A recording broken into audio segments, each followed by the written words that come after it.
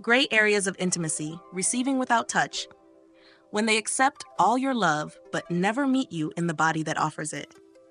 There are lovers who are open to everything you bring, your listening, your support, your patience, your gifts. They take it in every time. They say thank you. They say they're lucky. And maybe they are. But slowly, quietly, you notice something missing. They never reach for you. Never initiate the embrace. Never hold your face after a long day. You give with your presence. They receive it with their words, but they never answer you with their hands. And over time, their stillness begins to hurt more than rejection ever could. You rub their shoulders without being asked.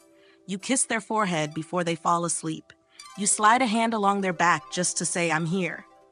They relax into it. Say things like, "You're so nurturing." But they never do it back. Not unkindly, they just don't touch. And eventually, you start to wonder, am I loved for what I give or just for the comfort I provide? You sit close on the couch, knees grazing theirs. They don't pull away, but they don't lean in either. You move a little closer. Hope they'll notice. They don't. They're not cold, just unmoved, and the lack of contact doesn't sting like a slap. It just sits like a silence, and your body begins to learn. Being near them is not the same as being reached for. You run your fingers through their hair, not for their benefit, but because you love the nearness. They smile, say it feels nice, but never reach for your hand, never pull you into their lap, never initiate contact unless it's functional, and you begin to feel like a warm presence beside a wall, welcomed but never gathered. You initiate every hug, every kiss, every intimacy. They respond, always, gently, but there's no hunger, no spark of "I missed you in my hands." And after a while, it feels less like affection and more like a permission slip. You may touch me now. You start to hesitate before reaching, not out of fear, but out of the aching feeling of touching someone who never touches first. You cry one night, quietly, a soft unraveling.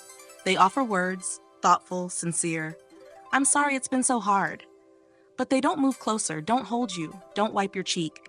And their kindness, while real, stays verbal. It never crosses into the body. And you sit there, seen but not soothed, cared for but never cradled. You try to name it.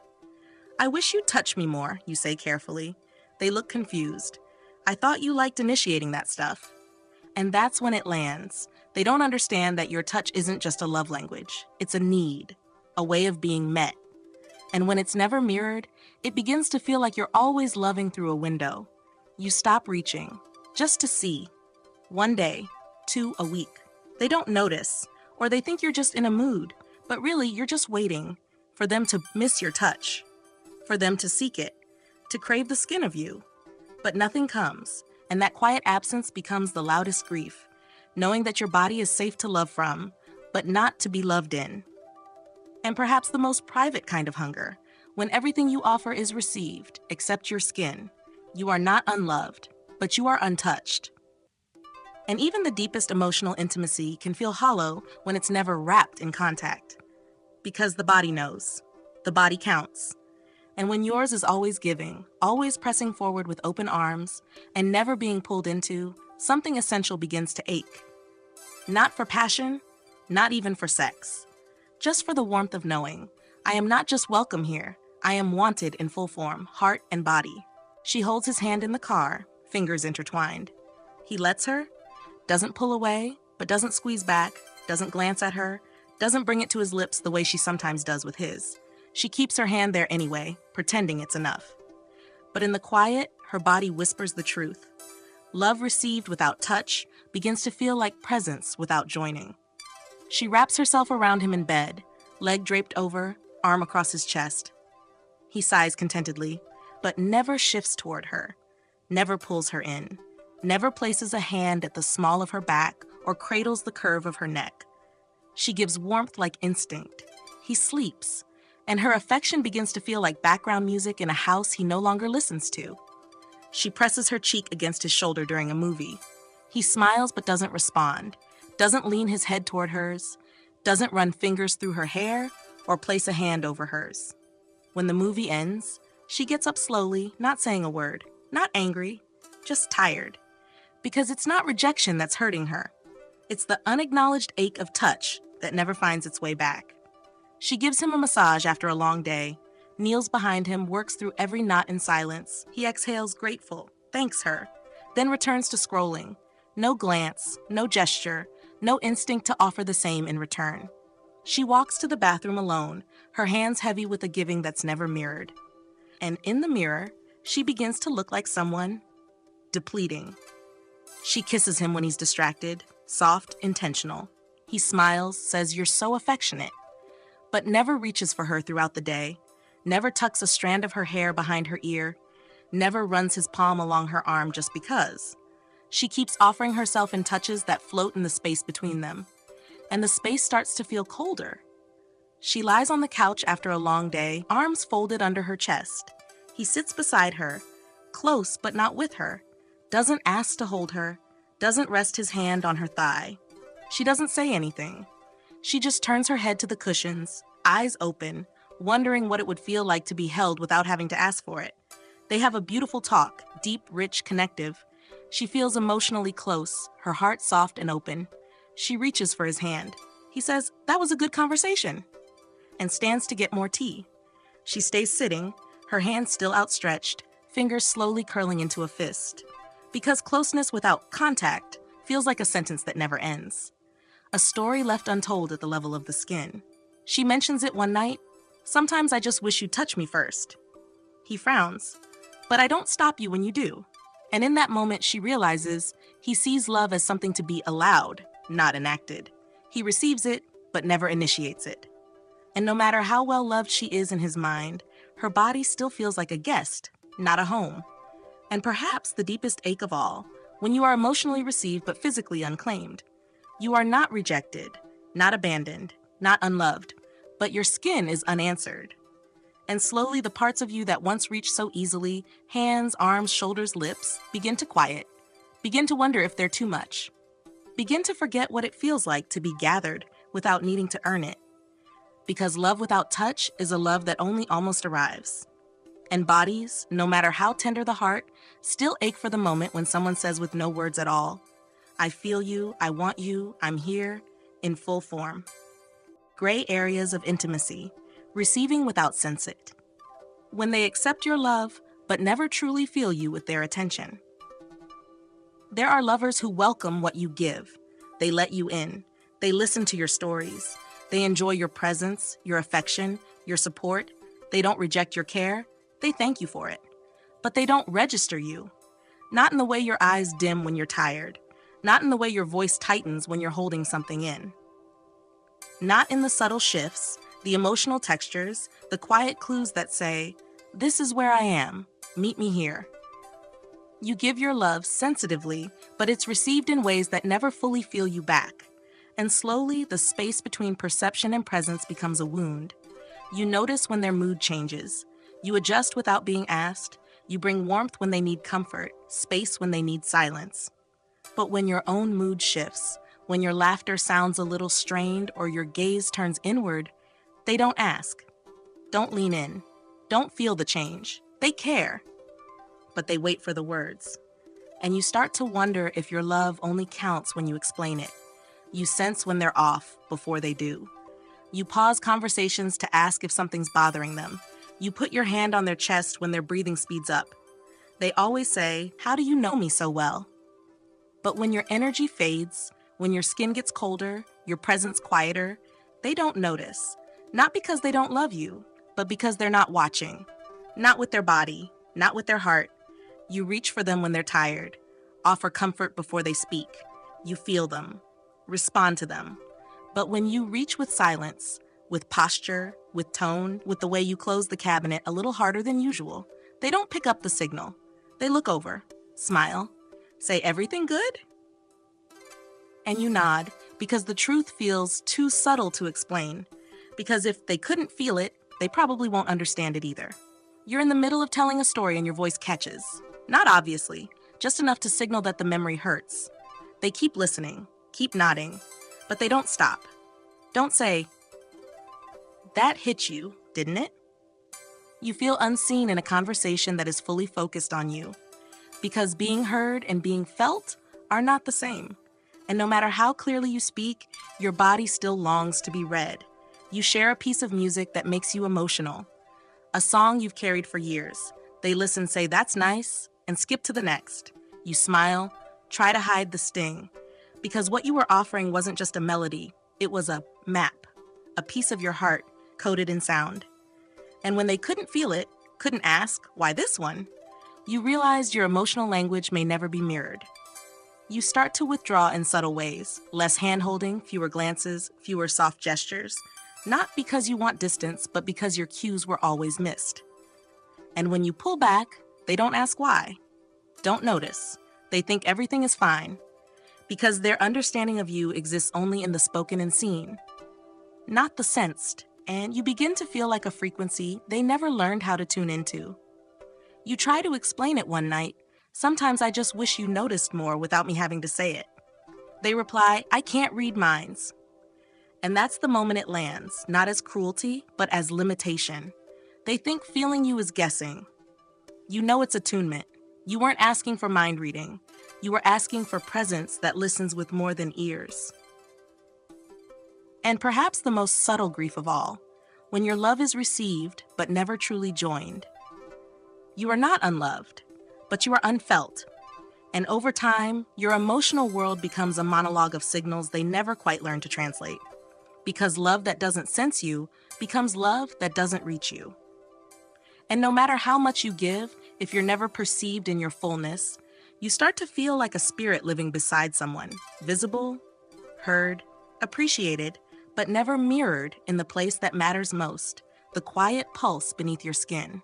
She walks into the room quietly, slower than usual. Her movements are careful, her eyes a little distant.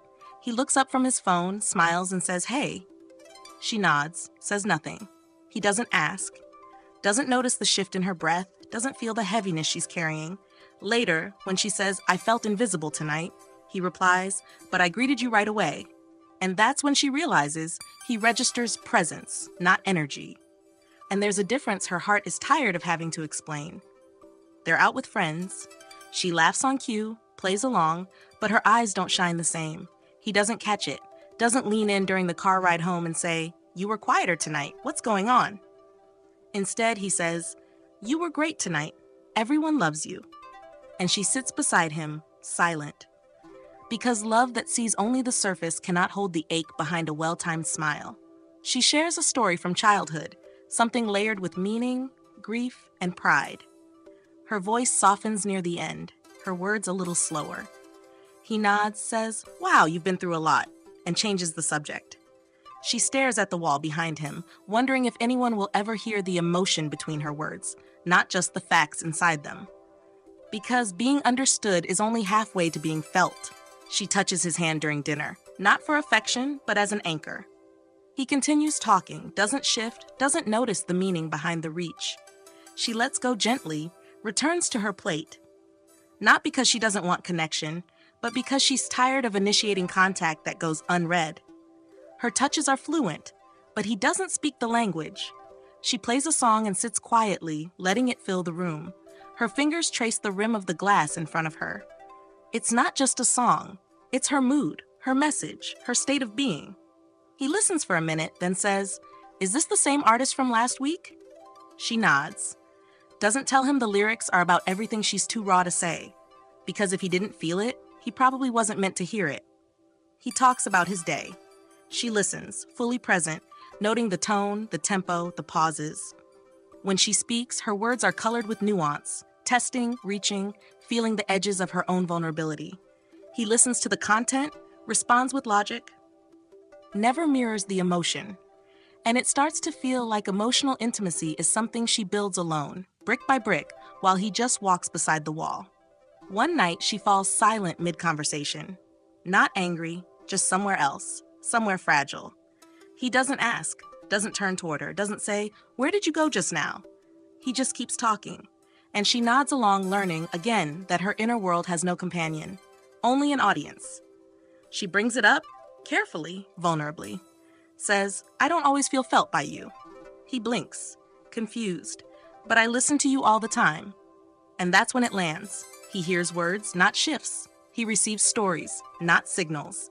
And she's tired of translating a love that's fully alive in tone, glance, silence, into something he can finally understand. And perhaps the deepest kind of ache, when your love is received with warmth but never attuned to. You are not dismissed, but you are missed. And even the most devoted giver will slowly fold inward if no one ever notices the tremble in their tone, the glance that lingers too long, the hand that doesn't reach back. Because the human heart isn't just built for expression, it's built for resonance. And when your resonance meets nothing but soft emptiness, you begin to wonder if you're singing into a world that never learned how to feel sound. Gray areas of intimacy, receiving without growth, when they welcome your love but refuse to evolve with it. There are lovers who are easy to give to. They welcome your care. They thank you when you show up. They bask in your support and lean into your steadiness. They're receptive, appreciative, even loyal. You give your insight, your time, your emotional labor, and they say, "I don't know where I'd be without you." But slowly you realize, all of your giving is landing in the same shape. They receive you, but they never grow with you. Your love is heard, but never integrated. And eventually, being received without transformation starts to feel like feeding a plant that refuses to root deeper. You talk through conflict gently. You model reflection, accountability, repair. They say, "You're so mature." You offer language for what's happening between you, where the tension lives, where the patterns form. They agree, even say, "You're probably right." But the next week, it's the same dynamic, the same conversation. You're not looking for perfection, you're just looking for motion.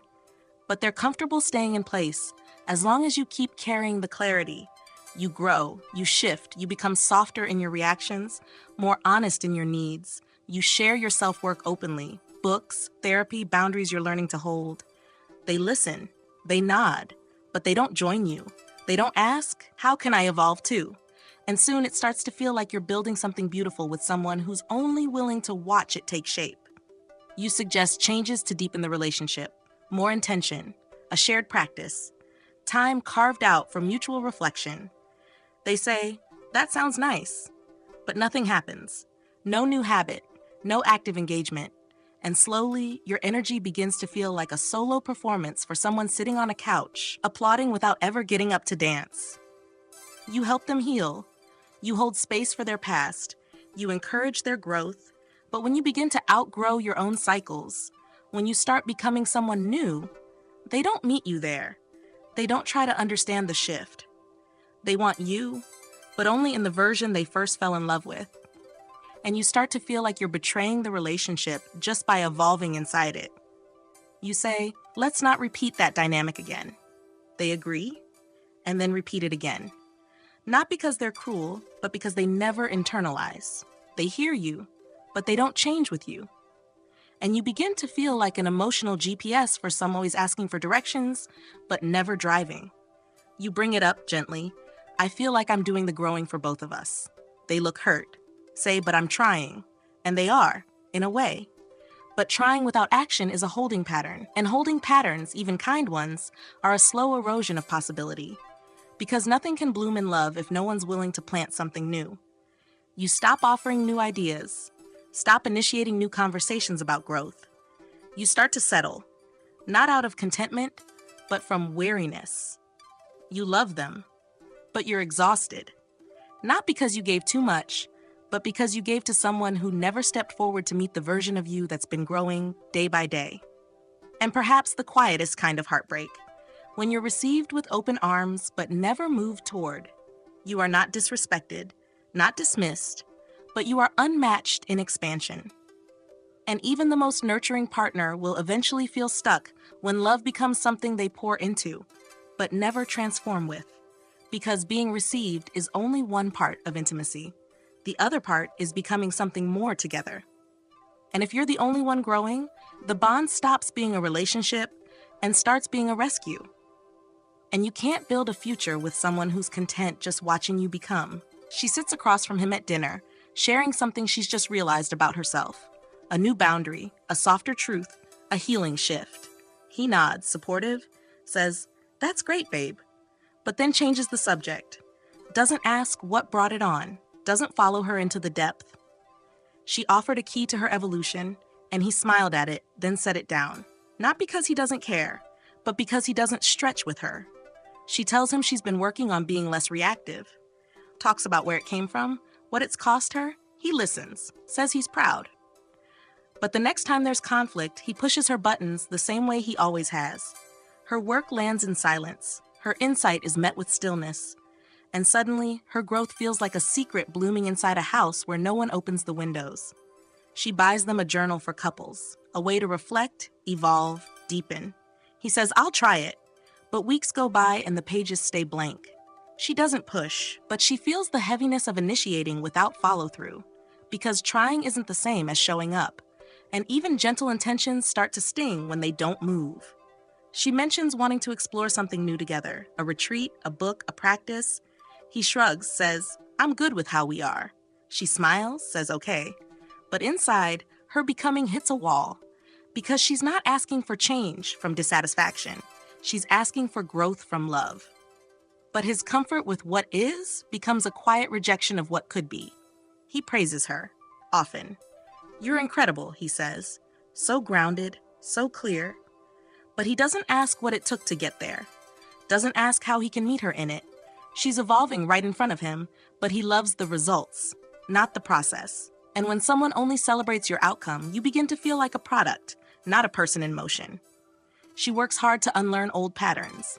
Neediness, people-pleasing, over-functioning. She communicates more cleanly now, more slowly. But when she asks him to do the same, he says, that's just how I am. And she realizes he benefits from her evolution, but won't mirror it. Her growth created ease for him, but he won't reach back to create balance. She tells him, I need you to take more ownership when things hurt. He agrees, apologizes. But the next rupture unfolds exactly the same. The pattern remains. The awareness fades. And it starts to feel like planting seeds in sand. Her care is always received, but nothing ever roots. And her hope, once so alive, begins to quiet. She tries to slow down, speak from presence, stay in her body. She tells him what she's learning. He says that's cool, but never asks for details. Never asks how he could join her. She starts to feel like she's evolving in parallel to someone who never looks sideways. The distance isn't hostile, it's casual. And that casualness cuts more deeply than resistance ever did. And perhaps the most disorienting ache, when you are received, affirmed, even appreciated, but never grown with. You are not rejected, but your evolution is unanswered. And no matter how stable the connection, the love that never moves starts to feel like a still photo of something that once lived. Because love is not just about being accepted, it's about being met. And when one person keeps reaching toward tomorrow, while the other stays rooted in yesterday, the space between them becomes not a pause, but a parting. Quiet, subtle, but irreversible. Gray areas of intimacy receiving without kindness when they accept all your love but never offer softness in return. There are lovers who let you give everything. They take your time, your patience, your meals, your loyalty. They appreciate you, even say thank you. They don't push you away. They make space for you. But there's no gentleness in how they hold that space. No tenderness in how they respond. You offer love with warmth, but it lands in a place that stays cool. And over time, the absence of kindness begins to sting more than any harshness ever could. You cook for them after a long day, setting the table with care. They sit down, eat, say it's good. Then they ask, did you use too much salt this time? Not with malice, not with cruelty, just bluntness. You nod, say, maybe, but inside, something in you recoils.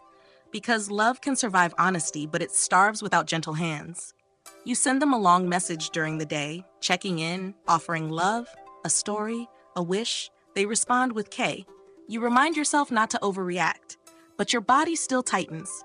Not because they said the wrong thing, but because they didn't say anything with care. Your tenderness went unanswered, not ignored, but unfelt. You sit next to them after a rough day, quiet, tense. They don't ask what's wrong, don't offer to rub your back or hold your hand. When you finally speak, they listen. But they don't lean in. Don't say, I'm sorry you're carrying all that. They say, that sucks, then turn back to their screen. You're allowed to speak, but you are not comforted. And that absence starts to hurt more than any fight ever did. You initiate repair after conflict. Always you. always careful with your words. You try to hold the fragile edges of what you both feel. They accept it, say thanks for apologizing, but never offer warmth, never offer repair of their own. And eventually, your reaching starts to feel less like healing and more like kneeling. You tell them, I just need a little more softness. They reply, I'm not the mushy type. You nod, trying not to make it mean more than it does. But your chest knows, because love that stays dry, even if it's stable, feels like walking through a house with no blankets. You are allowed to live there, but you are always cold. They call you thoughtful, supportive, strong. But when you cry, they don't wipe your tears. When you stumble, they don't offer words that wrap around your shame. They're not cruel, just absent in the moments that require care. They'll tell you you're loved, but never show it in tone, in gesture, in the small, deliberate softness that says, your feelings are safe with me. You start shrinking your affection, not because you've stopped feeling it, but because kindness that isn't returned starts to feel like exposure. You still love them, but you no longer know how to offer it in ways they won't return bruised or blunt. And love, over time, begins to speak less until it grows quiet. And perhaps the most invisible wound, when your love is received with efficiency but never tended, you are not unloved, but you are unsoothed. And even the deepest, most well-meaning relationship becomes a desert when kindness is not present. Because it's not enough to be accepted. We are meant to be handled with care.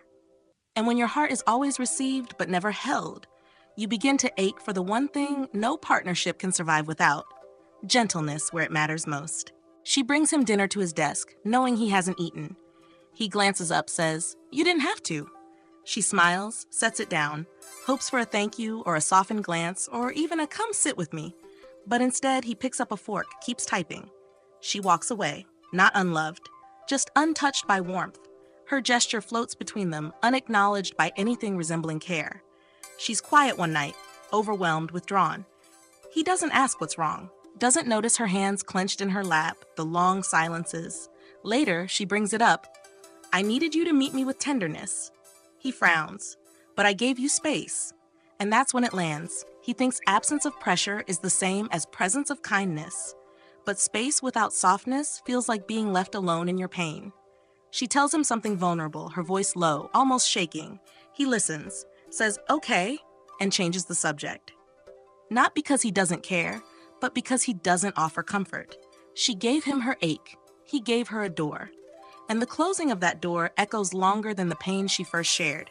She reaches for a hug, and he obliges, but his arms stay loose. No squeeze, no breath, just contact. She stays there anyway, wondering how long she can keep offering affection that never returns with embrace. His body isn't rejecting hers, but it's also never gathering. And that absence begins to hollow her. She says, "I've had a really hard day." He nods, replies, "That sucks." Then goes back to scrolling. She doesn't need solutions, just kindness, a pause, a hand on her back. Instead, her sadness is placed on a shelf, seen but not soothed. And her nervous system learns, there's no refuge here. She sends him a playlist, songs that hold memories, meanings, the texture of who she is. He replies, "Not really my taste." She laughs it off. But something inside her goes still. Not because she expected him to love it, but because she hoped he'd ask, "Which one is your favorite? Why?" She was offering a map. He glanced at it and tossed it aside. She makes a mistake. Something small. Forgets an errand, overlooks a message. He says figures and walks away. Not cruel, not loud, but the absence of grace hits like a door closing gently in her face. She's always kind to his faults, always soft in his stumbles. And now, in her human moment, she's met with shrugged-off disappointment. The imbalance starts to build. She finally says, "I need more sweetness from you." He looks confused, says, "I'm not mean to you." And that's the root of it. He measures love by what he withholds, as if kindness is only needed when harm has been done. But she's not asking to be rescued, she's asking to be nourished. And that need has gone unmet for so long, it started to feel like a flaw. And perhaps the most confusing heartbreak, when you are received but never softened into. You are not mistreated, but you are untended. Your efforts are seen, your presence is appreciated, but your tenderness is never returned. And over time, your heart learns to fold in on itself. Not out of bitterness, but out of exhaustion. Because without kindness, love becomes a transaction. And no matter how generous your spirit, it still needs a place to rest. Not just to give, but to be held with warmth, with grace, with kind hands. Gray areas of intimacy, receiving without activity. When they welcome your love, but never move with it. There are lovers who gladly take in everything you give. Your attention, your steadiness, your devotion. They don't run from you. They don't reject the relationship. They receive your care with a kind of quiet comfort, but they never build anything. Never initiate the plans, the deepening, the motion. You pour in, and they rest in it. And at first, it feels good, being wanted, being safe, but eventually the stillness becomes heavy, because they receive everything, but they never create with you. You bring up ideas, a trip, a project, a ritual. They say that sounds nice, but never follow up.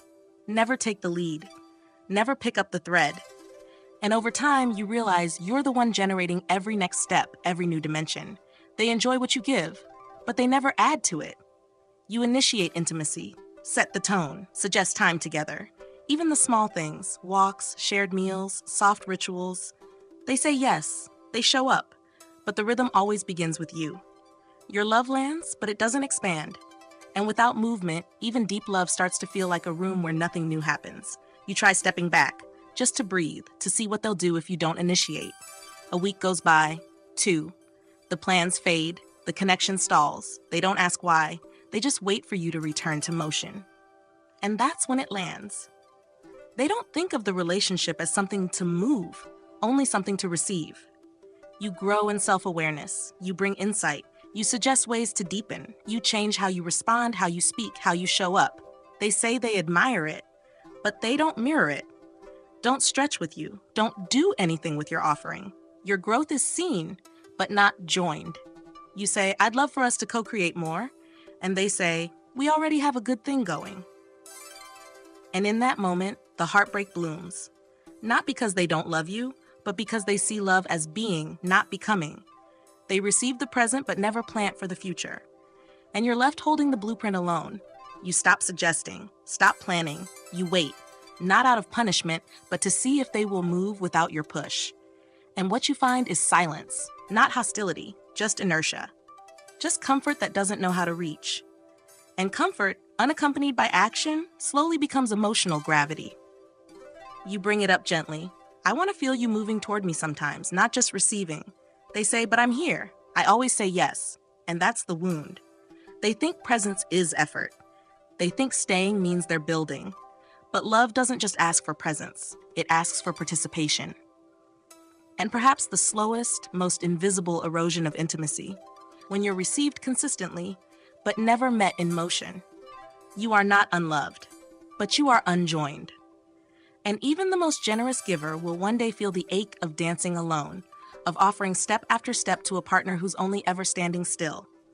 Because love, to stay alive, needs more than acceptance. It needs activity, not for the sake of busyness, but for the sake of becoming something together. Without movement, even the warmest love begins to cool into stillness. A stillness that looks like peace, but feels like quiet departure. She texts him ideas for a weekend getaway, just something to break the routine. A new trail, a small cabin, a city they've never walked through. He responds, sounds fun, but makes no plan. No suggestion, no next step. Days pass. She brings it up again. He says, whenever you're ready, I'll go. But she doesn't want a passenger. She wants a partner, someone who doesn't just receive the idea, but joins in making it real. She sets the table for dinner, candles, music, something intentional. Not for romance, necessarily, just to create something. He eats gratefully, compliments the food. But when the plates are cleared, he flips on the TV. Doesn't say, let's do this again. Doesn't ask her to sit with him in the afterglow of effort. Her giving is received, but never continued. And slowly, the warmth she creates starts to feel like a solo fire. She suggests trying something together, volunteering, a dance class, a project. He says, I'm not really into stuff like that. She nods, says okay. But in her chest, something sinks. Not because she needs his interest, but because she needs his engagement. She doesn't want him to love the same things. She wants him to step toward her love, just a little. She journals about the emotional labor she's doing, how she tracks their anniversaries, their growth, their patterns. She shares it with him, her reflections, her questions, her hope. He says, "You're so thoughtful," and closes the journal. Doesn't offer his own thoughts. Doesn't say, "Let me sit with this too." And that's when it begins to feel less like a relationship and more like a garden she's watering alone. They haven't gone out in a while. She hints gently, "I'd love a night out, just us." He smiles, says, "Let's do it." But the day passes, then the weekend. He doesn't follow through.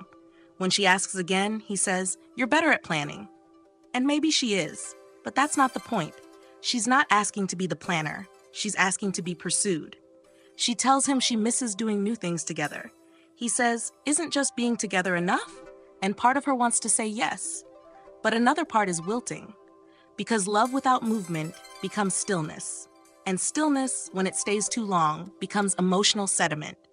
Something that covers the relationship like dust, familiar, soft, and suffocating. She notices she stops suggesting things, not because she doesn't want to, but because every suggestion started to feel like work. She realizes she's the one who gave the relationship its rhythm. And when she pauses, everything else does too. It's not sabotage, it's observation. And the silence confirms what she feared. She was the engine, not the invitation. One day she says, "I want to feel like we're in this together."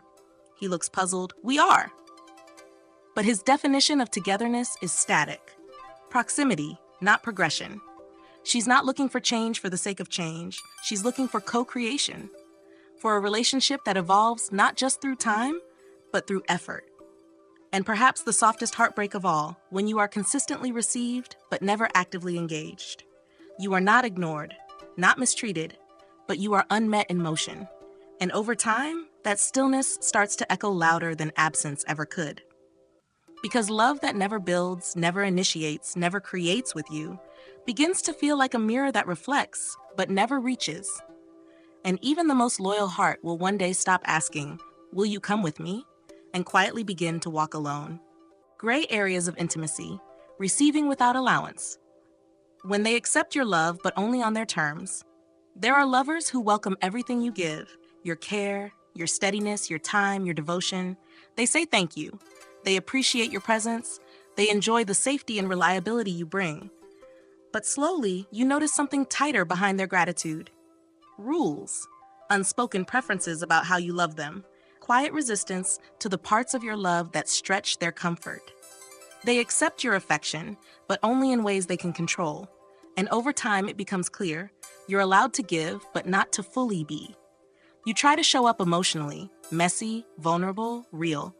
One night you break down and cry without explaining why. They sit beside you still. Eventually they say, "You're not usually like this." As if your softness is a deviation.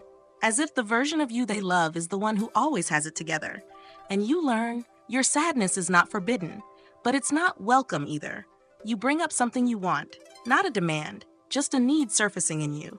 More touch, more conversation, more space. They respond, "That's not really how I do things." You understand, you adapt, but inside something begins to bend in your spine. Because it's not that they rejected your need, they just dismissed its validity. And when that happens enough times, you begin to question your own rhythm. You love to express through words, notes, texts, vulnerable moments. You leave a letter on the pillow one morning, full of things you haven't said aloud. They glance at it, say, "I prefer when you just tell me things." You nod, but the note sits untouched, like a small part of you left on the bed that never got picked up. You offer help, intuition, presence when their energy shifts. But when yours dips, when you withdraw or get sharper or show up differently, they say, "What's going on with you lately?" Not with curiosity, but with correction. Like your inner world is a problem to solve instead of a rhythm to honor. And you realize you can give as long as you stay stable. You share your spiritual practice. You light a candle before bed. You invite them into something sacred to you, not with pressure, but with love. They say, "That's cool for you, but I don't really do that stuff." And it's fine. You're not asking them to believe what you believe. But the part that hurts is that they never say, "Tell me more." They receive the parts of you that match theirs, but never make room for what doesn't. You express a boundary. gently, thoughtfully. You say, I can't keep giving in this way unless it's met. They say, but that's what makes you so special. It sounds like a compliment, but it's not. It's a plea for you to stay predictable, for your love to keep serving them, even if it drains you. And you realize your giving is loved, but your evolution is not allowed. You start to edit yourself. You give, but only what fits. You shrink the intensity, censor the depth, filter your instincts, not out of fear, but to avoid friction, to be palatable, to stay inside the version of you they can receive without resistance. And every time you do, something real in you goes quiet. And perhaps the most invisible kind of erosion. When you are received fully, but only selectively. You are not unloved, but you are unallowed. Not because they don't want you, but because they only want the parts of you that don't ask for change, don't challenge their edges, don't bring in anything unfamiliar. And no matter how welcome your love is, if your wholeness is not invited, you begin to feel like a house guest inside your own relationship, permitted to decorate, but never to expand the walls. And even the most devoted giver will one day ask, what's the point of offering everything if only pieces of me are ever let in? She brings her whole self to him, passionate, reflective, sometimes quiet, sometimes too much. One night, she shares a wild idea, something that excites her, something unconventional. He chuckles, says, "You're always dreaming." She smiles tightly, but inside, something curls. Not because he disagreed, but because his tone told her, this part of you doesn't fit here. And she learns, again, to keep certain parts of her joy behind her teeth. She opens up about something unresolved, a part of her that's still healing. He listens, even kindly, but replies, "Haven't you dealt with that already?" She nods, quietly ashamed. She's not looking for analysis, she's looking for space. But his response draws a line. Her depth has a deadline. And when your growth is on someone else's timeline, it stops feeling like you're becoming and starts feeling like you're inconvenient. She reaches for his hand in public. He lets her, but keeps his fingers stiff. Later he says, "You know I'm not really into PDA." She nods again, but begins to wonder, is it the touch he resists? Or the fact that her love shows up in places he can't control? Her affection is always offered, but only allowed in private, on his terms. And that boundary over time begins to feel like rejection she's not allowed to name. She speaks animatedly, hands moving, eyes bright, heart wide open. He watches, smiles, but says, "You're getting worked up again." No irritation, just dismissal dressed in amusement. She quiets. Not because she's embarrassed, but because she suddenly feels like a spectacle, like her expression needs to be moderated. And nothing silences a spirit like realizing it's only welcome when toned down. She suggests a new tradition, Sunday night reflections, maybe a ritual, maybe a walk, something shared, something sacred. He shrugs, says, "We already spend so much time together."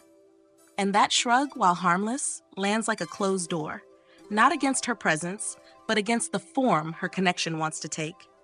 And when someone can't say yes to your sacredness, it starts to feel like your love is a language no one will learn.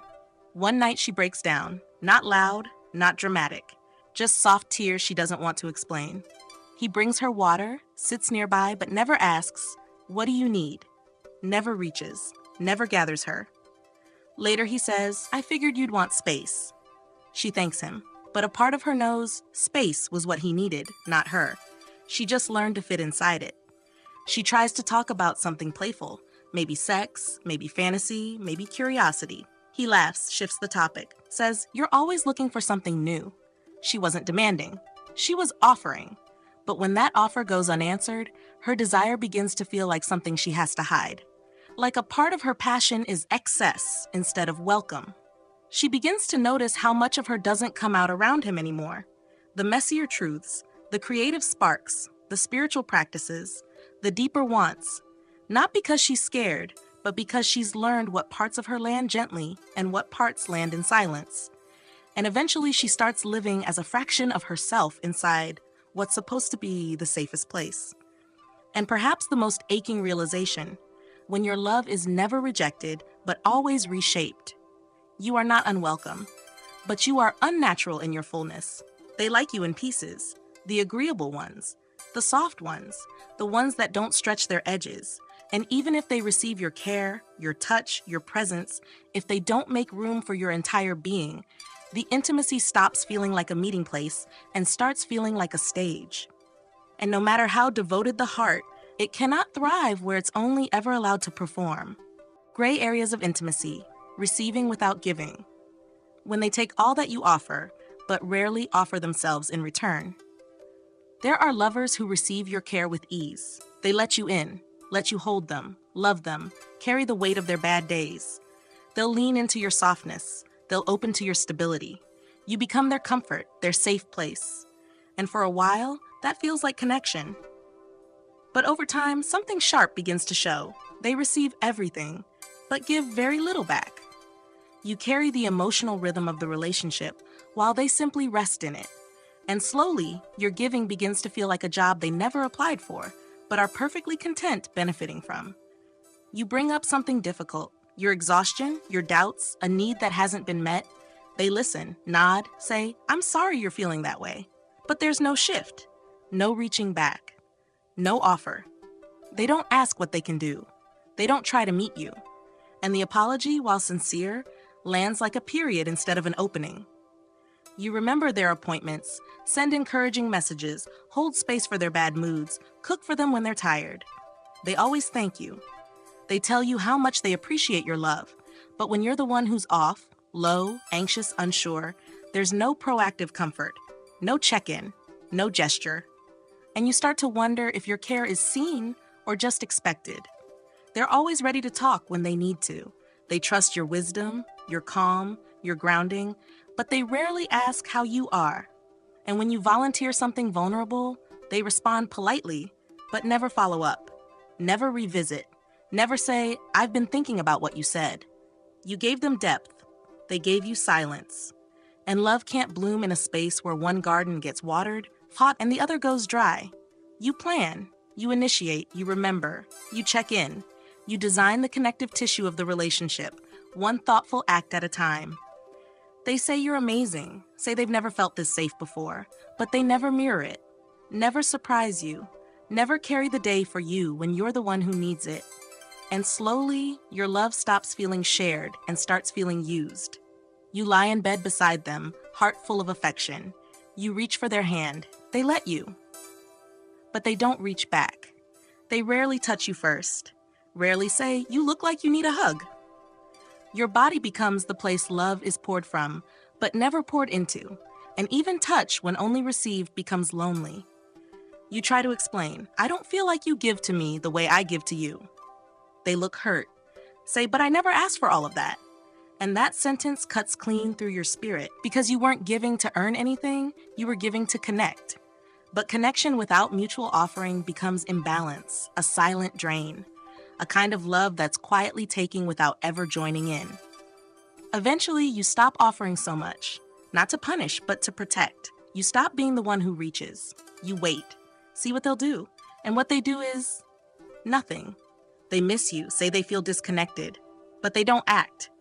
And that's when it's clearest. They were happy to be loved, but they were never willing to do the loving. And perhaps the slowest, most aching loss of all, when your giving is met with open hands but never returned. You are not unappreciated, but you are unsupported. And even the most nurturing heart will one day grow tired if it's the only one moving, because love cannot live on gratitude alone. It needs reciprocity. It needs to be given back, not in equal measure, but in real measure. And if all you ever are is the one who offers, one day you'll wake up and realize you're not in a relationship, you're in a role. And roles don't get held, they get relied on until you're empty and gone. She comes home late, drained and silent. He's on the couch. She puts down her bag, hoping he'll notice her slowness, the ache in her shoulders. He looks up and says, "Long day?" She nods. That's it. No rising, no reaching, no offering of dinner or arms or presents. He means well. He's not cold, but once again, he waits for her to be the one who gives, even in her emptiness. She plans his birthday down to the smallest detail, his favorite dessert, his closest friends, the perfect gift. When her own birthday comes, he asks the night before, "Do you want to do something?" No malice, just forgetfulness, just passivity. And that cuts deeper than cruelty, because it shows that her giving isn't mirrored, only enjoyed. She writes him a note during a hard week, words full of warmth, reassurance, love. He texts back, "Thanks, you're the best." That's it. No depth, no returning words, no evidence that he even let it land. She gave him a bridge. He took it, but never walked across. And her heart starts to feel like a story only she is telling. She brings him into her world, introduces him to the people she loves, the music that moves her, the beliefs that shape her. He smiles, takes it in, but he never shares back, never opens the door to his sacred places. She keeps offering the whole of herself, and he keeps staying still. She starts to feel like the only one welcoming, the only one revealing. She shows up when he's unwell, emotionally or physically. She remembers what soothes him. She anticipates his silences. But when she is the one unraveling, his comfort is missing. He's kind, but he's not active, not present. He watches her struggle and offers nothing but, "Let me know if you need something." And that distance, so polite, so removed, starts to feel like a refusal to join her pain. She makes the apology first, always. She notices the tension and speaks up. She wants repair, wants to close the distance. He accepts, every time. Says, "I'm glad you said something." But he never brings it himself. And over time, his stillness becomes weight on her chest, because peace that always depends on her effort stops feeling like peace at all. She tries to talk about it, says gently, "I feel like I'm doing more of the work here." He replies, "But you're so good at it. It's what makes you, you." And that's what breaks her. Not the lack of giving, but the romanticization of her overfunctioning, as if her strength is an excuse not to meet her, as if her tenderness is only beautiful when it doesn't ask for anything back. She begins to go quiet, not from resentment, but from depletion. She says less, plans less, touches less. She wants to see if he'll notice, if he'll move. He misses her eventually, says, "We don't feel as close lately," but he still doesn't offer. Still doesn't take a single step toward meeting her where she is. And that silence speaks louder than absence ever could. And perhaps the most eroding truth of all, when you are loved in theory, but not in gesture. When you are appreciated, but never fed. When your love is a current, and theirs is only a harbor. You are not unloved, but you are ungiven to. And over time, that imbalance becomes less about hurt and more about erosion.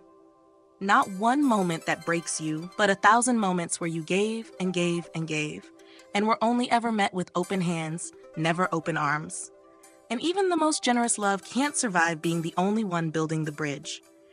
Eventually, it becomes a road that leads only one way, out.